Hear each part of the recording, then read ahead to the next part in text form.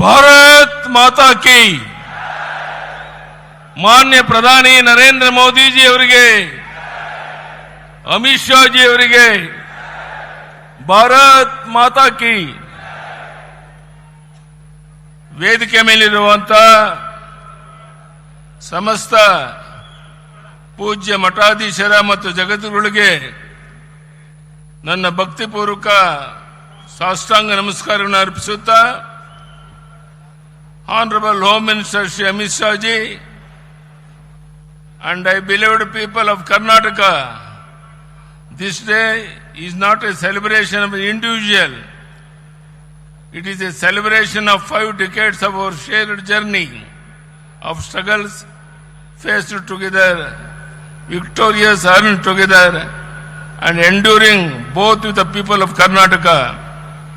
From the streets of Shikaripura to the steps of Vidhana Saudha, my journey has been shaped by the tireless efforts of our Karyakartas and the blessings of our farmers. I stand here today with a heart full of gratitude.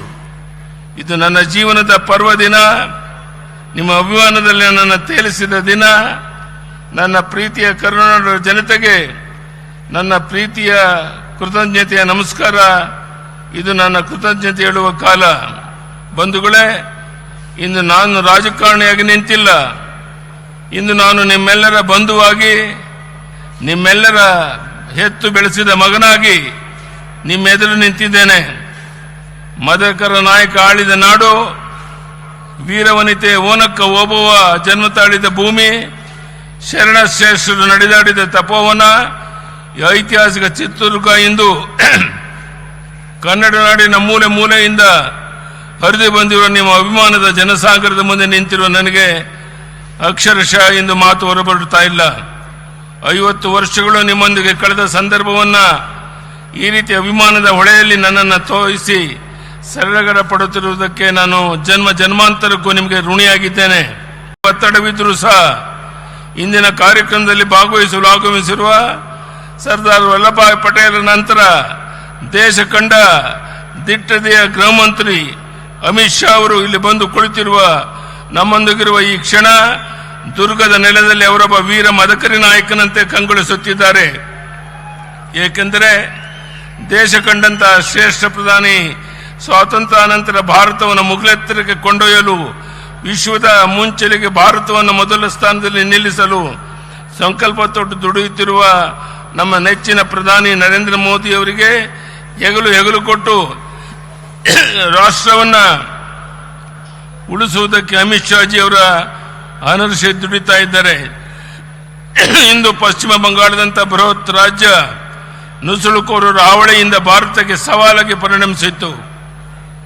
ಕಳೆದ 3-4 ದಶಕಗಳಿಂದ ಅಲ್ಲಿ ಮುಕ್ತ ಮತ್ತು ನ್ಯಾಯ ಸಮ್ಮತ ಚುನಾವಣೆ ನಡೆದಿರಲಿಲ್ಲ.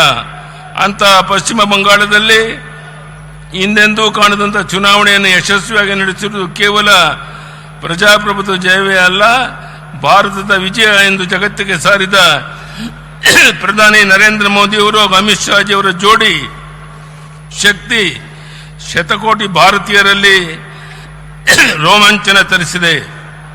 ಇಲ್ಲಿ ಕುಳಿತಿರುವ ಈ ಜನಸಾಗರದ ಪರವಾಗಿ ಪ್ರಧಾನಿ ನರೇಂದ್ರ ಮೋದಿ ಅವರಿಗೆ ಹಾಗೂ ಅಮಿತ್ ಶಾ ಜಿ ಅವರಿಗೆ ಕರ್ನಾಟಕದ ಜನತೆಯ ಪರವಾಗಿ ನಾನು ಹೃದಯ ತುಂಬಿ ಅಭಿನಂದನೆಯನ್ನು ಸಲ್ಲಿಸುತ್ತಿದ್ದೇನೆ.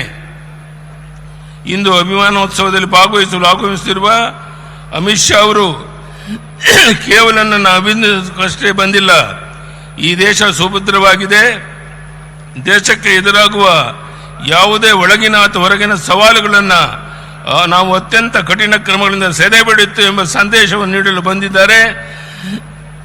ಪ್ರೀತಿ ಇಟ್ಟು ಬಂದಿರುವ ಅವರಿಗೆ ನಾನು ಕೃತಜ್ಞತೆ ಸಲ್ಲಿಸುತ್ತೇನೆ.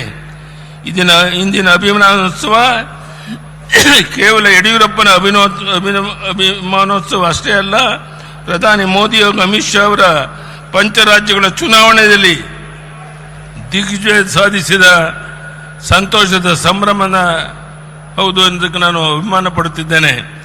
ಇಂದಿನ ಕಾರ್ಯಕ್ರಮದಲ್ಲಿ ನಾಡಿನ ಮೂಲೆ ಮೂಲೆಗಳಿಂದ ಬಸವಾದಿ ಶರಣರ ಸಾಧು ಸಂತರು, ಮಠಾಧೀಶರು, ಅರಚರ ಕುರುಮೂರ್ತಿಗಳನ್ನು ಆಶೀರ್ವದಿಸಿ ನಮ್ಮ ಪ್ರೀತಿ ವ್ಯಕ್ತಪಡಿಸಿ ಬಂದಿದ್ದೀರಿ. ಅವರೆಲ್ಲರಿಗೂ ನಾನು ಹೃದಯ ತುಂಬಿ ಅವರ ಪಾದಾರ ಬಿಂದುಗಳಿಗೆ ಭಕ್ತಿಪೂರ್ವಕ ನಮಸ್ಕಾರ ಸಲ್ಲಿಸುತ್ತಿದ್ದೇನೆ. ಈ ಸಂದರ್ಭದಲ್ಲಿ ನಡೆದಾಡುವ ದೇವರಾಗಿದ್ದಂಥ ಸಿದ್ಧಗಂಗೆಯ ಶ್ರೀ ಡಾಕ್ಟರ್ ಶಿವಕುಮಾರ ಸ್ವಾಮೀಜಿಯವರು ನಾನು ಅತ್ಯಂತ ಭಕ್ತಿಯಿಂದ ಸ್ಮರಿಸಿಕೊಳ್ಳುತ್ತೇನೆ. ಹಾಗೂ ವೇದಿಕೆ ಮೇಲೆ ಕುಳಿತಿರುವ ಎಲ್ಲ ಹಿರಿಯರಿಗೆ, ಪ್ರಮುಖರಿಗೆ ನಾನು ಅತ್ಯಂತ ಪ್ರೀತಿಯಿಂದ ಕೃತಜ್ಞತೆ ಸಲ್ಲಿಸಲು ಬಯಸುತ್ತೇನೆ. ನಾನು ಸುದೀರ್ಘ ಭಾಷಣ ಮಾಡಿ ಹೋಗೋದಿಲ್ಲ. ಕಳೆದ 10-15 ದಿನಗಳಿಂದ ಈ ಅಭಿಮಾನೋತ್ಸವದ ಹೆಸರಿನಲ್ಲಿ ಅನೇಕ ನನ್ನ ಹಿತೈಷಿಗಳು, ಅಭಿಮಾನಿಗಳು, ನಮ್ಮ ಪಕ್ಷದ ಹಿರಿಯರು ಪತ್ರಿಕೆಗಳಲ್ಲಿ ಲೇಖನಗಳನ್ನು ಬರೆದು ನಾನು ನಡೆದು ಬಂದ ಹಾದಿಯನ್ನು, ನನ್ನ ಹೋರಾಟದ ದಿನಗಳನ್ನು, ನನ್ನ ಆಡಳಿತ ಅಭಿವೃದ್ಧಿ ಕಾರ್ಯಗಳನ್ನು ನಾಡಿಗೆ ತಿಳಿಸಿಕೊಂಡಿರುತ್ತೀರಿ. ತುರ್ತು ಪರಿಸ್ಥಿತಿಯ ಸೆರೆಮನೆಯಿಂದ ಹಿಡಿದು ಸಂಘಟನೆ, ಪ್ರವಾಸ, ಜನರ ನಡುವೆ ಜನರಿಗಾಗಿ ನಡೆಸಿಕೊಂಡು ಬಂದ ನಿರಂತರ ಹೋರಾಟಗಳ ಬದುಕೆ ನನಗೆ ಶಕ್ತಿ ನೀಡಿದೆ. ನಾನು ಇಷ್ಟೇ ಹೇಳ ಬಯಸಿದ್ದೇನೆ, ನಿಮ್ಮ ಯಡಿಯೂರಪ್ಪ ಚಿನ್ನದ ಚಮಚವನ್ನು ಇಟ್ಟುಕೊಂಡು ಸಾರ್ವಜನಿಕರ ಬಗ್ಗೆ ಬರಲಿಲ್ಲ. ಸಾಮಾನ್ಯರಲ್ಲಿ ಸಾಮಾನ್ಯನಾಗಿ ಅನಿರೀಕ್ಷಿತ ತಿರುವುಗಳಾಗಿ ನಾನು ಈ ನಾಡಿನ ಜನರ ಸೇವೆಗೆ ಸಮರ್ಪಣೆಗೊಂಡವನು. ಭೂಕೆರೆಯಲ್ಲಿ ಜನ್ಮ ತಾಳಿ ಶಿಕಾರಿಪನ್ನು ಕರ್ಮಗಿಸಿಕೊಂಡು ಸಂಕಷ್ಟದ ರೈತರ ಸಮಸ್ಯೆಗಳಿಗೆ ನೊಂದ ಬಡವರ ಜನತೆಗಾಗಿ, ನನ್ನ ತಾಯಂದಿರ ಸಹೋದರರ ಕಣ್ಣೀರು ಒರೆಸುವ ಯೋಜನೆಗಳನ್ನು ರೂಪಿಸುವುದಕ್ಕಾಗಿ ಅಕ್ಕ ಮಹಾದೇವ ಹುಟ್ಟಿದ ಶಿಕಾರಿಪುರದಿಂದ ಬಂದು ಲಿಂಗ ಸಮಾನತೆ ಎತ್ತಿ ಹಿಡಿಯಲು ಹೆಣ್ಣು ಶಿಶುಗಳನ್ನು ಭ್ರೂಣ ಹಂತದಲ್ಲೇ ರಕ್ಷಿಸಲು ಭಾಗ್ಯಲಕ್ಷ್ಮಿ ಯೋಜನೆಯನ್ನ ತಂದದ್ದು ನನಗೆ ಸಾರ್ಥಕ ಭಾವನೆ ಮೂಡಿಸಿದೆ. ನನ್ನಿಂದ ಸಾಧ್ಯವಾದಷ್ಟು ಅನ್ನದಾತನ ರೈತನ ಕಣ್ಣೀರು ಒರೆಸುವ ಪ್ರಾಮಾಣಿಕ ಪ್ರಯತ್ನ ಮಾಡಿಕೊಂಡು ಬಂದಿದ್ದೇನೆ. ರೈತರಿಗಾಗಿ ಪ್ರತ್ಯೇಕ ಕೃಷಿ ಬಜೆಟ್ ಮಂಡಿಸಿದ ಸಾರ್ಥಕತೆಯನ್ನು ನಾನು ಎಂದಿಗೂ ಮರೆಯಲಾರೆ. ಸದ್ಯ ಸುರಕ್ಷಿತ ನಮ್ಮ ರೈತರಿಗೆ ಬಡ್ಡಿ ರಹಿತ ಸಾಲ, ರಾಜ್ಯದ ನೀರಾವರಿ ಯೋಜನೆ ಶಕ್ತಿ ಮೀರಿ ಕೆಲಸ ಮಾಡಿದ್ದೇನೆ. ನನ್ನ ಜೀವನವೇ ಹೋರಾಟದ ಜೀವನ. ಹೋರಾಟ ಮತ್ತು ಸಂಘಟನೆಯನ್ನು ತಪಸ್ಸು ಎಂದು ಸ್ವೀಕರಿಸಿದವನು. ಇದಕ್ಕೆ ಮಾರ್ಗದರ್ಶನ ತೋರಿದ್ದು ನನಗೆ ಸಂಸ್ಕಾರವನ್ನು ನೀಡಿದ ರಾಷ್ಟ್ರೀಯ ಸ್ವಯಂ ಸೇವಕ ನಾನೊಬ್ಬ RSS ಕಾರ್ಯಕರ್ತ ಹೆಮ್ಮೆ ಪಡುತ್ತೇನೆ. ಅಧಿಕಾರದ ಬೆನ್ನತ್ತಿ ಹೋರಾಟ ಕೇಳಿರಲಿಲ್ಲ. ಮುಖ್ಯಮಂತ್ರಿಯ ಕನಸಂತೂ ಎಂದೂ ಕಂಡಿರಲಿಲ್ಲ. ಆದರೆ ಪುರಸಭೆಯಿಂದ ವಿಧಾನಸಭೆಯವರೆಗೆ ವಿರೋಧ ಪಕ್ಷದ ಸ್ಥಾನದ ಮುಖ್ಯಮಂತ್ರಿ ಸ್ಥಾನದವರೆಗೆ ತಲುಪಲು ನಾಡಿನ ಜನತೆ ನನ್ನ ಬೆಳೆಸಿದರು, ಹರಿಸಿದರು. ಇದಕ್ಕೆ ಕಾರಣ ಯಡಿಯೂರಪ್ಪ ಅಧಿಕಾರದ ರಾಜಕಾರಣದ ಬರಲಿಲ್ಲ, ಜನರ ಸಂಕಷ್ಟವನ್ನು ಪ್ರತಿನಿಧಿಸಿ ರೂಪಿಸಿದ ಹೋರಾಟಗಳಿಂದ ಮೇಲೆದ್ದು ಬಂದವನೆಂಬ ಕಾರಣಕ್ಕಾಗಿ. ಅಣ್ಣ ಬಸವಣ್ಣ ಹೇಳಿದ ಇವ ನಾರವ ಎಂದು ಜನ ಕೇಳಲಿಲ್ಲ. ಯಡಿಯೂರಪ್ಪ ಇವ ನಮ್ಮವ ಎಂದು ಪ್ರೀತಿಯಿಂದ ಅಪ್ಪಿ ಆಶೀರ್ವದಿಸಿದ ಪರಿಣಾಮವಾಗಿ 50 ವರ್ಷಗಳ ನನ್ನ ಪಯಣ ಸಾರ್ಥಕವಾಗಿ ಪೂರ್ಣಗೊಳ್ಳಲು ಕಾರಣವಾಗಿದೆ. ಇಂದು ಪ್ರಧಾನಿ ನರೇಂದ್ರ ಮೋದಿ ಅವತಾರ ಪುರುಷದ ರೀತಿಯಲ್ಲಿ ಜನ್ಮವೆತ್ತಿ ಬಂದಿದ್ದಾರೆ. ಪ್ರಧಾನಿ ಹುದ್ದೆಯಲ್ಲಿ ಕುಳಿತು ರಾಷ್ಟ್ರವನ್ನು ಮುನ್ನಡೆಸುತ್ತಿದ್ದಾರೆ. ಅಮಿತ್ ಶಾ ಅವರು ಮೋದಿಜಿಯವರಿಗೆ ಹೆಗಲಾಗಿ ನಿಂತಿದ್ದಾರೆ. ಕೇಂದ್ರದ ಸಂಪುಟದ ಅನೇಕ ಸಚಿವರು ಈ ಪಡೆಯಲಿದ್ದಾರೆ. ರಾಷ್ಟ್ರೀಯ ಅಧ್ಯಕ್ಷರಾಗಿ ನಿತಿನ್ ನಬೀನ್ ಅವರನ್ನು ನೇಮಿಸುವ ಮೂಲಕ ಯುವ ಶಕ್ತಿಗೆ ಪ್ರೇರಣೆ ನೀಡಿದ್ದಾರೆ. ರಾಷ್ಟ್ರೀಯ ಮಟ್ಟದಲ್ಲಿ ಸಂಘಟನೆಗೆ ಸಂತೋಷ್ ಜಿ ಅವರನ್ನು ಸಮರ್ಪಿಸಿಕೊಂಡಿದ್ದಾರೆ. ಈ ದೇಶ ನಂಬರ್ 1 ಸ್ಥಾನಕ್ಕೆ ಏರಬೇಕಾದರೆ ಪ್ರಧಾನಿ ನರೇಂದ್ರ ಮೋದಿ ಅವರು ಕನಿಷ್ಠ ಇನ್ನೂ 10 ವರ್ಷವಾದರೂ ಈ ದೇಶವನ್ನು ಮುನ್ನಡೆಸಬೇಕಾಗಿದೆ. ಅವರ ಜೊತೆಗೆ ಅಮಿತ್ ಶಾ ಜಿ ಅವರು ರಾಷ್ಟ್ರವನ್ನು ಕಟ್ಟಲು ದುಷ್ಟರಿಂದ ದೇಶ ರಕ್ಷಿಸಲು ಶಾಂತಿ ಸಮೃದ್ಧಿಯ ನೆಲೆಬೀಡಾಗಿ ಮಹಾಸೇನಾನಿಯಂತೆ ತಮ್ಮ ಕಾಯಕ ಮುಂದುವರಿಸಬೇಕಾಗಿದೆ. ಭವಿಷ್ಯದಲ್ಲಿ ಭಾರತದ ಕನಸು ಸಾಕಾರವಾಗಲಿದೆ. ಅದನ್ನು ಕಣ್ತುಂಬಿಕೊಳ್ಳುವ ಅವಕಾಶ ನಮಗೆ ಕರುಣಿಸಿದ್ದಾನೆ. ಅದೇ ನಮ್ಮ ಜೀವನದ ಸೌಭಾಗ್ಯ.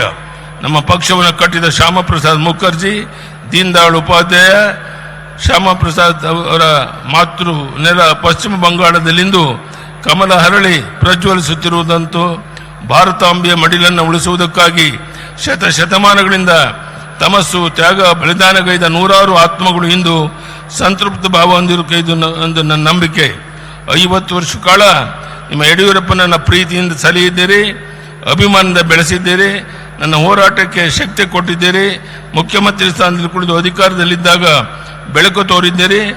ಈ ಋಣ ಎಂದಿಗೂ ತೀರಿಸಲಾಗುವುದೆಂದು ಮತ್ತೆ ಹೇಳುತ್ತಾ ನನ್ನ ಕೊನೆಯ ಉಸಿರಿರುವ ತನಕ ವಿರಮಿಸುವ ಪ್ರಶ್ನೆ ಇಲ್ಲ. ವಿರಮಿಸುವ ಪದ ನನ್ನ ಹತ್ತಿರ ಸುಳಿಯುವುದೂ ಇಲ್ಲ. ನನಗೆ ದೇವರು ಶಕ್ತಿ ಕೊಟ್ಟಿರುವ ತನಕ ಸಂಘಟನೆ ಹೋರಾಟವನ್ನು ನಾಡಿಗಾಗಿ, ದೇಶಕ್ಕಾಗಿ, ಪಕ್ಷಕ್ಕಾಗಿ ಮತ್ತೊಮ್ಮೆ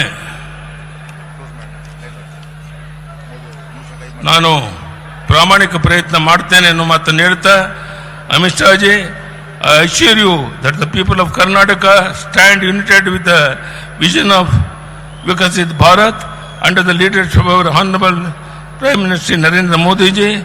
I will travel the length and breadth of Karnataka, connect with the people to seek their blessing for the case of strengthening the nation. ಈ ಮಾತನ್ನ ಹೇಳ್ತಾ ಇವತ್ತು ಅಮಿತ್ ಶಾ ಜಿಯವರು ಪಶ್ಚಿಮ ಬಂಗಾಳದಲ್ಲಿ ಅಂತ ಕಾರ್ಯಕ್ರಮಗಳು ಇದ್ರೂ ಸಹ ಸಮಯವನ್ನು ಮಾಡಿಕೊಂಡು ಇಲ್ಲಿಗೆ ಬಂದು ನಮಗೆಲ್ಲರಿಗೂ ಆಶೀರ್ವಾದ ಮಾಡಿದ್ದಾರೆ. ನಾನು ಅವರಿಗೆ ಮತ್ತೊಮ್ಮೆ ಅಭಿನಂದನೆಯನ್ನು ಸಲ್ಲಿಸ್ತಾ ನಾನು ಕೊನೆಯದಲ್ಲಿ ಕೈ ಜೋಡಿಸಿ ನಿಮ್ಮಲ್ಲಿ ಪ್ರಾರ್ಥನೆ ಮಾಡುವಂಥದ್ದು, ತಾವು ಹೋಗಬೇಕಾದ್ರೆ ತುಂಬ ಶಾಂತ ರೀತಿಯಲ್ಲಿ ಬಸ್ಸುಗಳಲ್ಲಿ ಹೋದಾಗ ಯಾವುದೇ ಗೊಂದಲಗಳನ್ನು ಮಾಡಿಕೊಳ್ಳದೇನೆ, ನಾನು ಮುಂದೆ ತಾನು ಮುಂದೆ ಅಂತ ತೊಂದರೆಗೆ ಒಳಗಾಗ್ದೇನೆ ಅತ್ಯಂತ ಶಾಂತ ರೀತಿಯಲ್ಲಿ ನಿಮ್ಮ ಊರುಗಳನ್ನು ತಲುಪಬೇಕು ಅಂತ ಕೈ ಜೋಡಿಸಿ ಪ್ರಾರ್ಥನೆ ಮಾಡಿ ಇಲ್ಲಿ ಸೇರಿರುವಂಥ ಎಲ್ಲ ಬಂಧುಗಳಿಗೆ, ವಿಶೇಷವಾಗಿ ಇಷ್ಟು ದೊಡ್ಡ ಸಂಖ್ಯೆಯಲ್ಲಿ ಸ್ವಾಮೀಜಿಗಳು ಬಂದು ನಮಗೆ ಆಶೀರ್ವಾದ ಮಾಡಿದ್ದಾರೆ. ಎಲ್ಲ ಸ್ವಾಮೀಜಿಗಳವರಿಗೆ ನಾನು ಮತ್ತೊಮ್ಮೆ ತಲೆಬಾಗಿ ನಮಸ್ಕರಿಸುತ್ತಾ ತಮ್ಮೆಲ್ಲರಿಗೂ ವಂದಿಸಿ ನನ್ನ ಮಾತನ್ನು ಮುಗಿಸ್ತೇನೆ. ಬಲೋ ಭಾರತ್ ಮಾತಾ ಕಿ. ಧನ್ಯವಾದಗಳು. ನಮಸ್ಕಾರ.